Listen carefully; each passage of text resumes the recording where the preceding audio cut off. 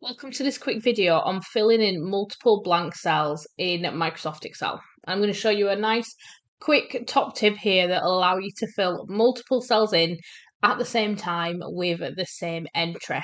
So you can see I've got one of my spreadsheets open.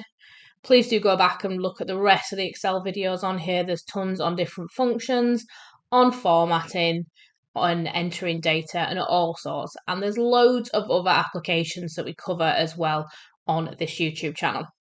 But I'm going to look at column H. I've got an order completed column, and you can see I've got some cells completed with yes. The rest of them are blank. And sometimes just for data entry to make the table look complete, I might need to fill in those. And I might also want to do a formula from that as well.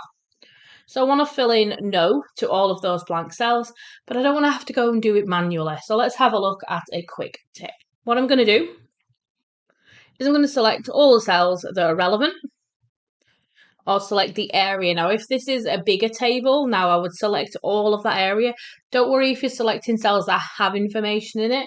It's only going to focus on the blank cells, but you need to make sure all of the blank cells that you want completing, you want filling, are selected when you do that selection. So I'm going to select the range, and then I'm going to press Control and G. And when I do, I get the pop-up box, and in the bottom left-hand corner, I'm going to go for Special. And I want to go for blanks, which is towards the bottom on the left-hand side, because I want the system to focus on blanks.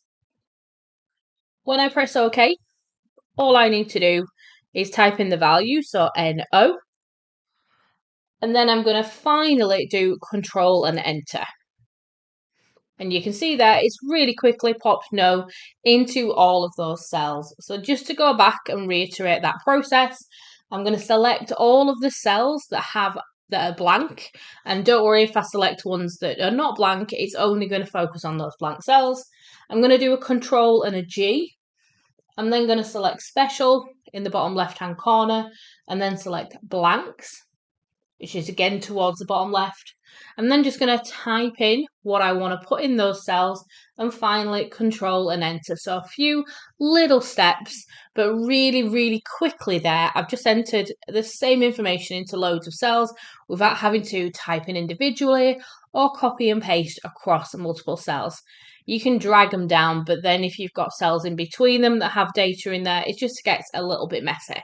So hopefully this tip might help you when you're working with your spreadsheets in Microsoft Excel.